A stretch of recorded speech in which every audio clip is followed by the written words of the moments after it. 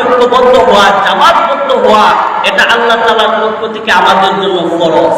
কিন্তু দুঃখের বিষয় হচ্ছে আজকে বর্তমান সমাজে দেখা যায়, বাবারা আমার লক্ষ্য করবেন, দেখবেন যে আমরা নামাজের জন্য পাগল পাড়া নামাজ পড়ি, নামাজ যদি না পড়ি একজনকে আমরা কাফের ফতোয়া দেই, রোজার সময় আসলে আমরা রোজা রাখি, দান করি, সদকা করি, সব কিছু করি, এই যে এইগুলো করা আমাদের জন্য ফরজ।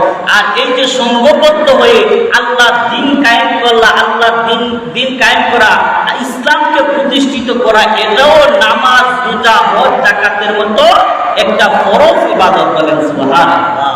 তাহলে দেখেন আজকে আমাদের সমাজের মধ্যে শুক্রবার আসলে মসজিদে মসজিদে মুসল্লি পড়ে যায়, তারা জামাতবদ্ধভাবে একত্রিত হয়ে আসে মসজিদে নামাজ পড়ার জন্য। কিন্তু এই নামাজের মতো আরেকটা ফরজ বিধান হচ্ছে ঐক্যবদ্ধ হওয়া, জামাতবদ্ধভাবে আল্লাহর দুনিয়া, আল্লাহর দিন কায়েম করা, এটাও নামাজ পড়ার মতো একটা ফরজ ইবাদত। কিন্তু আজকে আমাদের দুর্বলতা হচ্ছে আমরা নামাজের গুরুত্ব দেই, রোজার গুরুত্ব দেই, হজের গুরুত্ব দেই, দান সদকার গুরুত্ব দেই, কিন্তু আল্লাহর দুনিয়ায় আল্লাহর দিন কায়েম করতে যে হবে, আল্লাহর দুনিয়ায় আল্লাহর রাজত্ব কায়েম করতে হবে, ইসলামকে যে প্রতিষ্ঠিত করতে হবে, এজন্য যে আমাদের সংঘবদ্ধ হতে হবে, এই বিষয়ে আমরা একেবারেই গাফেল।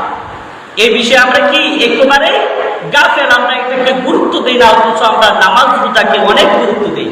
কিন্তু এই নামাজ ফরজ হওয়ার আগে ফরজ হয়েছে দিন কায়েম করা। আল্লাহ রাসূল আগে নামাজের কথা বলেন না, রাসূল আরবি সাল্লাল্লাহু আলাইহি সাল্লাম নবুয়ত পেয়ে নামাজের কথা বলেন না।